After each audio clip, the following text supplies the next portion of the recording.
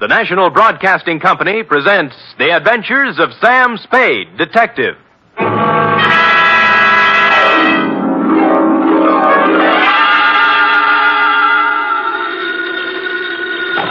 Sam Spade Detective Agency. Me, sweetheart. Sam! I heard you were hobnobbing with a wealthy set of our city. If what I was doing is their idea of hobnobbing, I'm glad I'm in the lower income brackets. What do you mean? What happened? I will only reveal that, Effie, in the intimate secrecy of our office. Was it that bad? Worse, F, emotions ran amok. Passions were strewn from Fisherman's Wharf to the peninsula. Oh. Hatreds festooned the very air. And there was jealousy, too. My. It was positively lurid, as they say. Well, do you think it's all right for me to hear it? Well, I'll expurgate it a little, F. I'll water it down to your strength. I'll use monosyllabic instead of polysyllabic words, and so on. Now, Sam, I want you to tell me everything you think I should hear. And then just a little more. It's a deal, F. Prepare yourself for listening, and I will shortly make my entrance with a saga of society skullduggery, the lowdown on the uptown and all that. Now, if we need a name for it, why not call it the Vendetta Caper or the Revenge of Monte Cristo?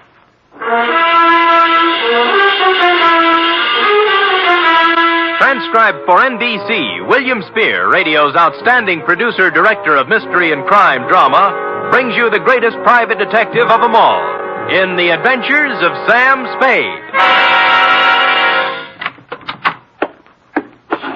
You don't have to call, Sam. I'm right here. Let me take your coat. Well, Effie, isn't this sufficient of you? Now, be quiet and give me your coat. All right. Thank you. Now, I've oiled your chair so it won't squeak. Sit down. Well, you make me feel like an emotional invalid, but it's wonderful. And here, Oh, will miracles never cease? a double. Well, It's 8-year-old stuff. I had Friskin's drugstore send it up. Applejack, it's called. Applejack. Well, what brought it on, F? Why this particular polishing of the Applejack? Well, Come on, out with it. no, I just thought, well, you've been working with the rich people, and maybe you were handsomely compensated. Hmm? And, my back salary? Uh, You're not mad, Sam? well, as it happens, I did make a few dollars, and yours will be the first account settled. Oh, Sam! So, it wasn't me. It was the money all the time. No, Sam, no, I just... I accept your apology. To Lieutenant J.F. Randall, San Francisco Police Department, from Samuel Spade, license number 137596. Subject, The Revenge of Monte Cristo. Monte Cristo? Is this a historical drama? Christoph. Cristoff.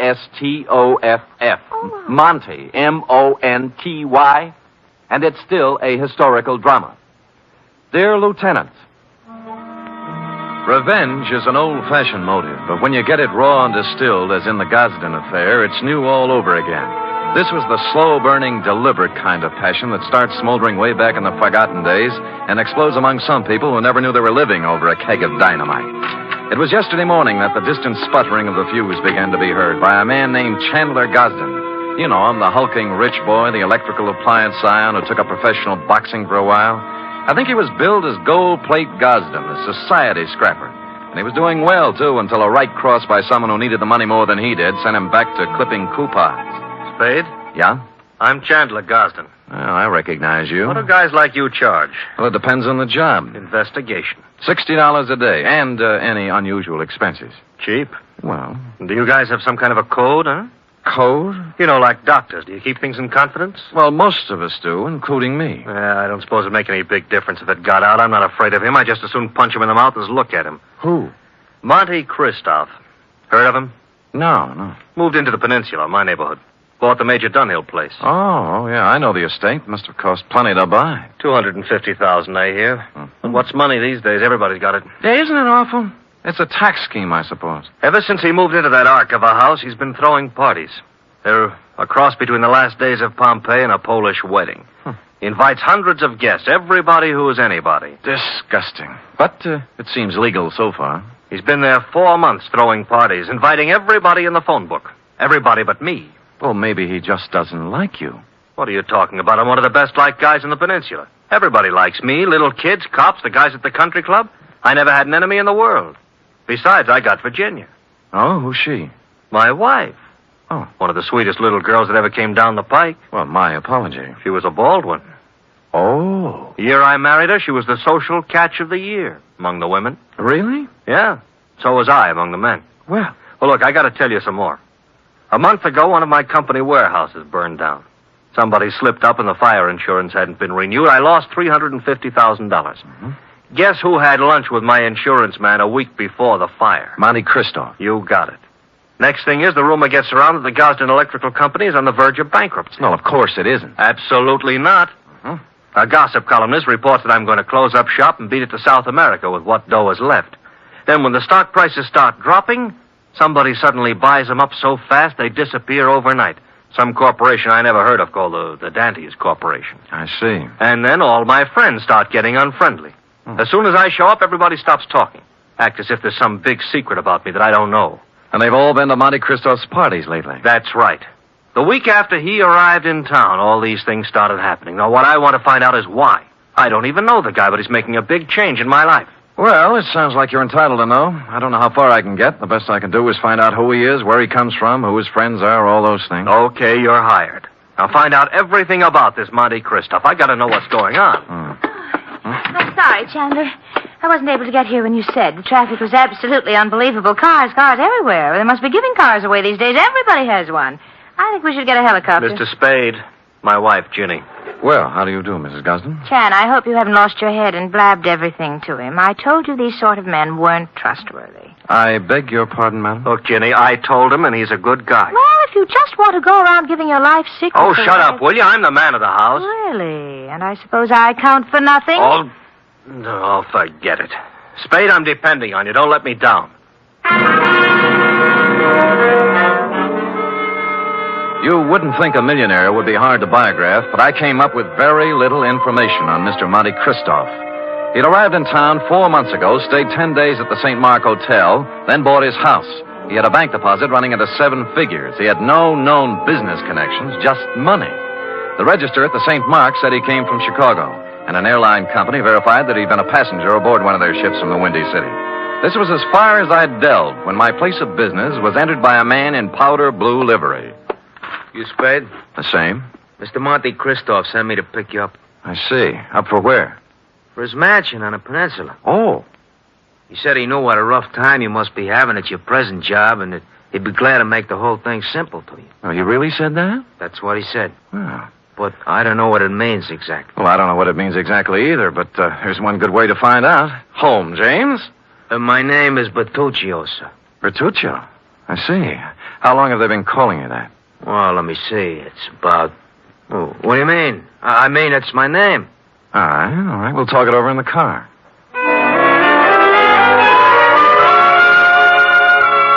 The car was long and blue and smooth. I'm as democratic as the next guy, and I would just as soon have ridden up front with Bertuccio, but no, he wouldn't hear of it. I had to ride in a back seat with a window of bulletproof glass separating us. And thus we rode down to the peninsula. We glided down elm-shaded streets and finally through the gate of Monte Cristo's estate. The driveway was lined with spring green poplars. The mansion door was opened by a rear admiral, and I was ushered in. I wouldn't want to say that the living room was large, but I coughed once, and it was a full minute before the echo came back. A door opened somewhere, and a tanned, hard-bodied man walked in across the marble floor with an outstretched hand. It was tougher than whalebone. I appreciate your coming, Mr. Spade. Mr. Christoph. Did you have a drink? Champagne, Scotch, Irish, what? Oh, anything, whatever you like. Good. I figured you for rye. It's already ordered. Rye it is. Cigar? No, thanks. They're custom rolled Havanas, made expressly to my own taste. No, thanks anyway, but I have some beat-up cigarettes here, son. Oh, try mine. The King of England, I did him a favor once. He ships them over. How is George? You drink, Mr. Spade. Oh, thank you, Bertuccio.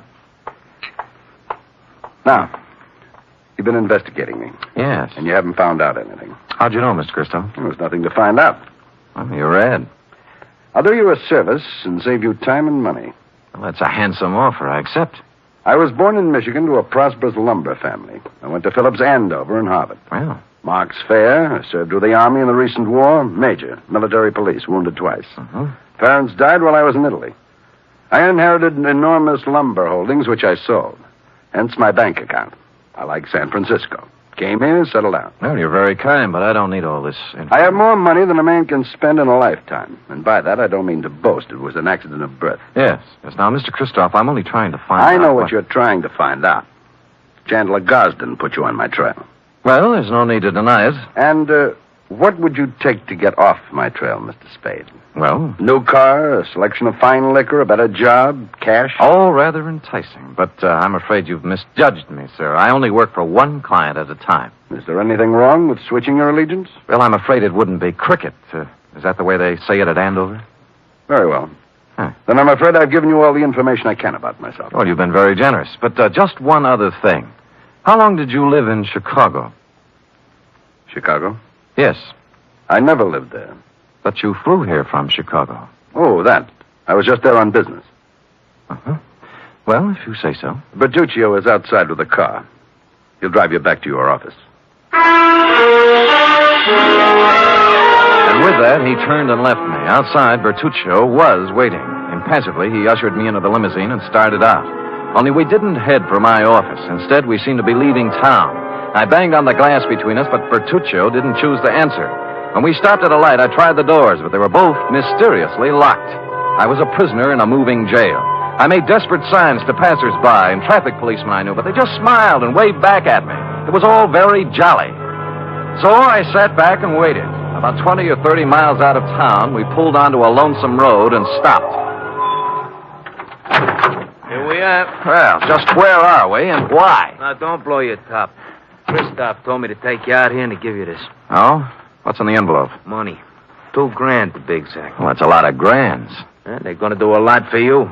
You're going to take it and keep going north. 48 hours will be long enough just so you keep out of Frisco. Well, just so you know how I stand, I'm going back. You know, I was hoping you'd say that. Now I can do things my own.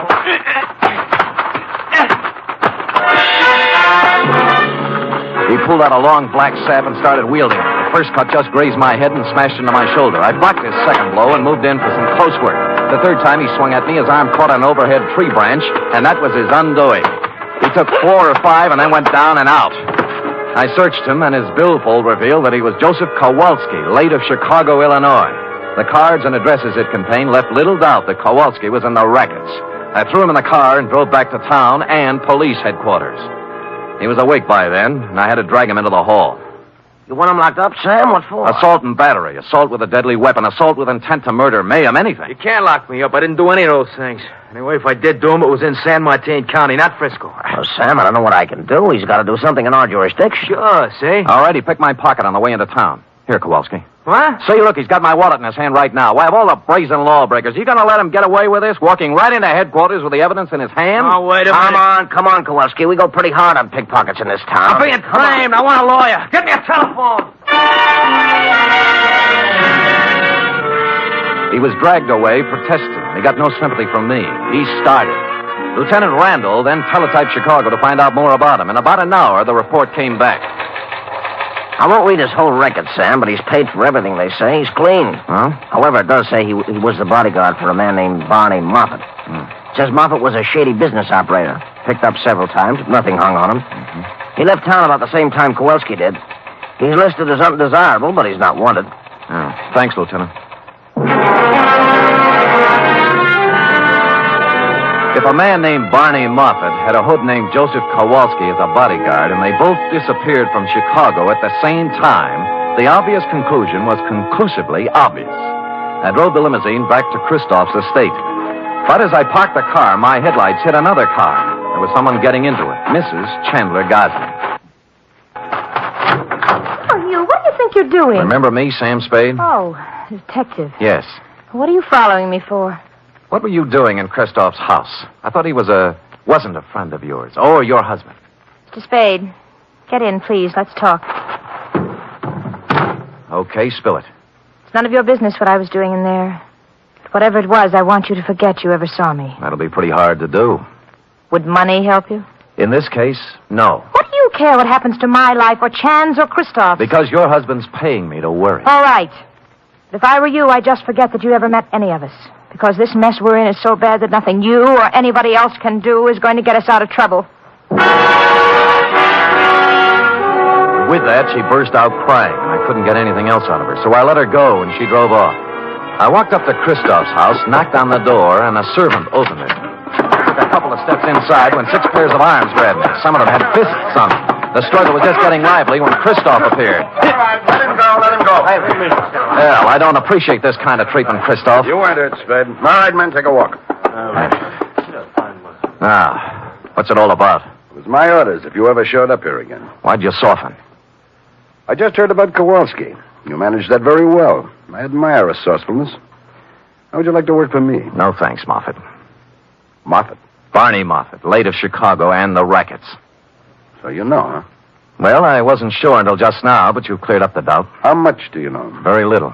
Just that you were a shady operator, but nobody's looking for you or anything. Spade, I did a lot of things. Several years at tightrope walking with the law. But I never did anything they could jail me for. I have an idea you're considering doing something in the near future. What makes you say that? Well, it's a vendetta, isn't it? Monte Christoph and Bertuccio the steward and the Dentist Corporation. You couldn't resist the drama, could you? All from Dumas' novel. But why? Why do you want to play the Count of Monte Cristo? What did Gosden do to you to merit all this revenge? Tomorrow. It'll be over tomorrow. And with that, he clutched at his heart and fell forward at my feet.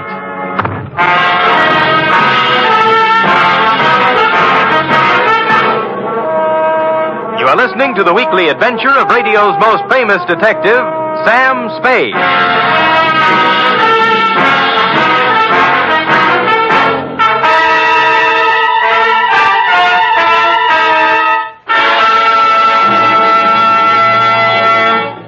Three chimes mean good times on NBC. If you've been searching for mystery on Saturday night, put away your magnifying glass and follow these clues. Dial this NBC station tomorrow evening and listen for the chimes, and then you'll be off on a perilous trip with The Man Called X, starring Herbert Marshall. And if you've been searching for music, too, on Saturday, then Eileen Wilson is your dish as she stars in Your Hit Parade with Snooky Lanson and Raymond Scott's orchestra. And now back to the Vendetta Caper, or the Revenge of Monte Christoph, tonight's adventure with Sam Spade.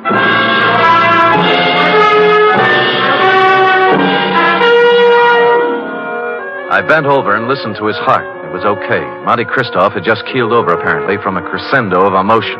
He blacked out. I didn't want to be held up by his henchmen, so I left the room and walked out of the house without calling anybody. I walked down the road, and good luck, there was an empty cab cruising along. At Chandler Gosden's, I found him pacing the living room in a state of physical and mental disorder. I told him what I knew. Vendetta? Why? I never heard of him. I never did anything to the man. Why would your wife go and see him? I don't know. Why don't you ask her? Because she hasn't been home all day, and here it is 1 o'clock in the morning. She still isn't in. Tell me, is there something special happening tomorrow? Christoph seemed to think that everything would be settled tomorrow. It's our annual corporation election, just a matter of form. I'm elected president. A few other people voted into office, always the same people. Well, then he must plan to swing the election his way. Maybe put you in office. Got a fat chance of that. I don't care how much stock he buys. Ginny owns 10%. I own 41. That's 51%. If he bought 49% in the open market, that still wouldn't be enough. We could still outvote him. You're sure you've got the stock in your possession? Sure. I saw it last week when I was down in the vault looking for my birth certificate. Stupid me, forgot I don't have a birth certificate. Huh? No, that must be Edson, my lawyer. Called and said he had something on his mind. Chandler, I have bad news for you. It can wait. No, it can't. This is Sam Spade, Ralph Edson. How do you do? Spade. Now, Chan, listen to me. All right, what's biting you? Just this. We're liable to lose that election tomorrow. What are you talking about? We can't. I just found out that Monte Christoph has 59% of the voting stock in Gosden Electric. 15? He can't have it. Oh, look, wait a minute. If my wife sold her stock, he could have 59, couldn't he? He could. Spade. Huh? Are you positive you saw her coming out of Christoph's house? I'm afraid I did. I'm gonna find her. And if she sold any of her stock to Christoph, I'll kill her. I tried to dissuade him, but he brushed me and the lawyer aside and ran out of the house. I called the police and told them to try and find Virginia Gosden before her husband did. Then I went looking myself. The first place I tried was Monte Christoph's mansion. There were lights on, so I entered, gun in hand. I didn't have any time to dicker with servants and bodyguards. Christoph appeared in a matter of seconds. All right, Spade, what is it you want now? Virginia Gosden. She hasn't been here since the last time you saw her. You know where she is? I haven't any idea. Well, if you know, tell me. Her husband's looking for her with homicide in his eyes. I can't say I'm sorry. Well, that's a nice sentiment. She sold you her stock in the Gosden Company, didn't she? Since you seem to know about it, yes. Why? She in love with you? I think maybe she is. And you're in love with her? She's a stupid, empty-headed nothing. I can't stand the sight of her. I hate her. Now, hold it now. You'll knock yourself out again. Yes. Yes. Come over here.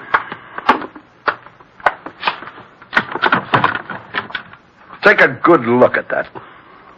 No, it's a pillow. An ordinary pillow. So? You notice how dirty it is? Yeah. Notice that it isn't even stuffed with feathers. They were too good. It's stuffed with dirty cotton rags. Well? My father's head was lying on that pillow when he died. I've kept it ever since as a reminder of who killed him. Who did? A man named Elwood Gosden. A man who cheated and lied and stole everything he had in his life. Chandler's father, huh? Yes. My father and Elwood Gosden had a hardware store once. My father invented an electric iron. Ever heard of the Gosden iron? Yeah. It should have been the Moffat iron. Elwood Gosden stole the plans from my father, registered them first, and then drove my father out of business. He made a fortune out of it, and then went into other electrical appliances. Well, things are beginning to gel now. My father became a peddler and died poor and broke and ill. My mother died 20 years before she should have from overwork, while the Gosdens grew fat and respected on the Moffat brains. So you started your vendetta, huh? I started it the day my father died. I set out to make one thing in this world, money. And I made it in handfuls. You can look me up. Barney Moffat, Chicago. Gambling, black markets, gun running, slave trading, anything and everything that had a big profit in it. And then I set out for San Francisco to break that Creighton son of Elwood's and his whole family. And on the way, you lost a guy named Barney Moffat. What difference? Huh. Look, you've got money now and everything you need. Why go on with it? I don't care anything about money. I only want to use it against them. Do you know why I had all those parties? To buy stock from people. Yes. Stock in the Gosden Company. I've paid twice, 3 times what the shares were worth. But right now, I own 59% of the Gosden Enterprises. And tomorrow morning, when the two of us meet at the stockholders' meeting, I'm going to vote him out of office and take over the company. And then, I'm going to drive it right into bankruptcy. And you got Mrs. Gosden's stock by making her fall in love with you. I had to. Don't let's talk about it anymore. About Chandler Gosden, he's a man with a very short and violent temper. He might come gunning for you. That's just what I hope he does. Ask the man at the door to show you out.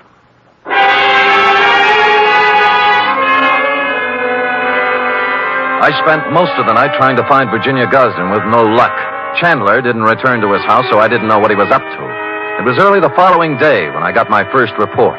Lieutenant Randall called me down to police headquarters. We found her, Spade. Dead or alive? Oh, about halfway in between. She was shot in the chest at close range. Gun right up against her. But she's still living. And what are her chances? Fair. Where'd you find her? In a walk-up apartment on Polk Street. It was registered to her. Looked like a love nest, a place where she met a boyfriend or something. No weapon. I see. I figure murder attempt, her husband. We have a pickup on him right now, but so far he's vanished. Shame. Fine old San Francisco family. What do you know, Sam? Well, give me a free hand for a couple of hours, will you? Maybe I can do something for this fine old San Francisco family.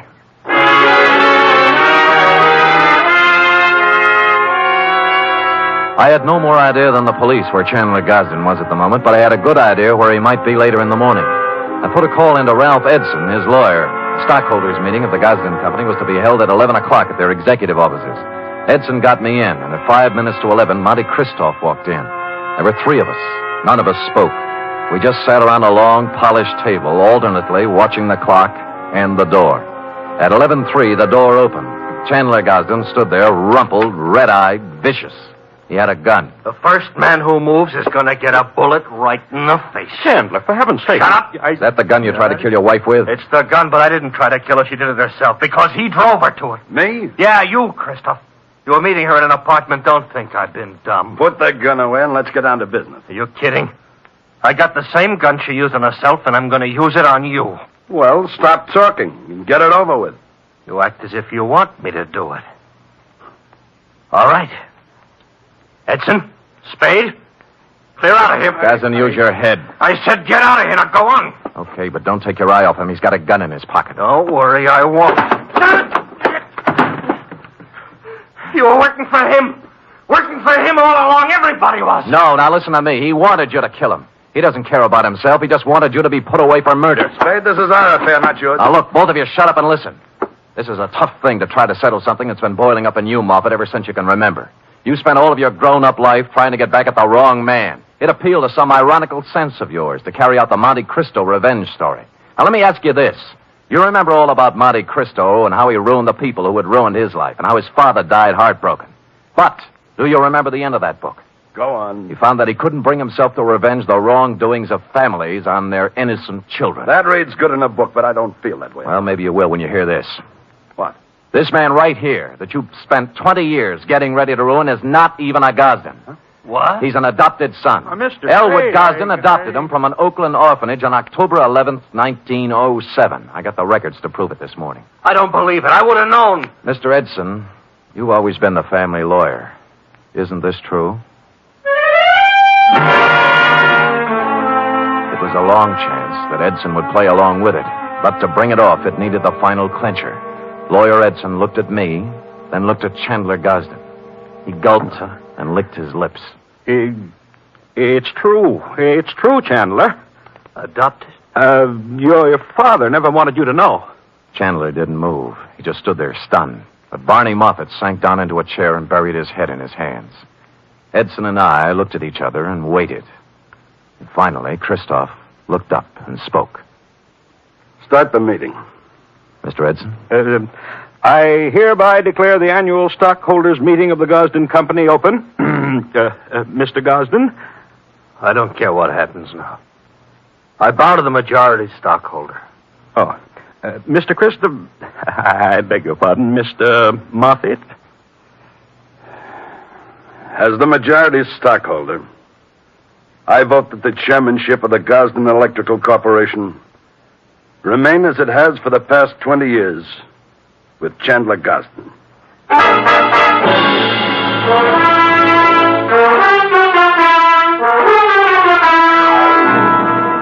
Period. End of report. Oh, Sam, you were magnificent. It was rather a stirring scene, wasn't it? I was good. But it was superb. It really was. Mm-hmm. Did he sign over the stock and everything? Oh, he did indeed. Oh. Sam, do you think the world will ever get to a time when everybody has all he wants, and instead of trying to get more, everybody spends his time just trying to enjoy life? Well, you know best, Effie. Do you really believe that, Sam? Well, you've got to believe something. It's better than nothing. I guess. I have a theory, too, Sam. Well, spout it out. Well, if everybody in the world picks somebody else to be nice to, there'll never be any more trouble anywhere. How do you figure that? Well, before you can be nice to somebody, you have to think nice thoughts, see? And once you start thinking nice thoughts, well, you can see how silly the bad ones are. Effie, come here. You know, I might just put you up as a candidate for a chair of philosophy at Columbia. Oh, Sam. I know who you picked out to be nice to. Me. True? And I picked you. Good night, Sam. Good night, sweetheart.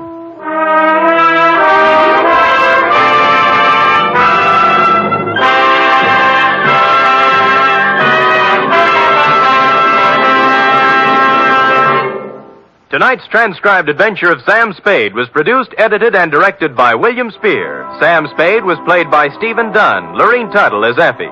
Script for tonight's adventure by John Michael Hayes. Musical scoring by Lud Gluskin, conducted by Robert Armbruster. Join us again next week, same time, for another adventure with Sam Spade.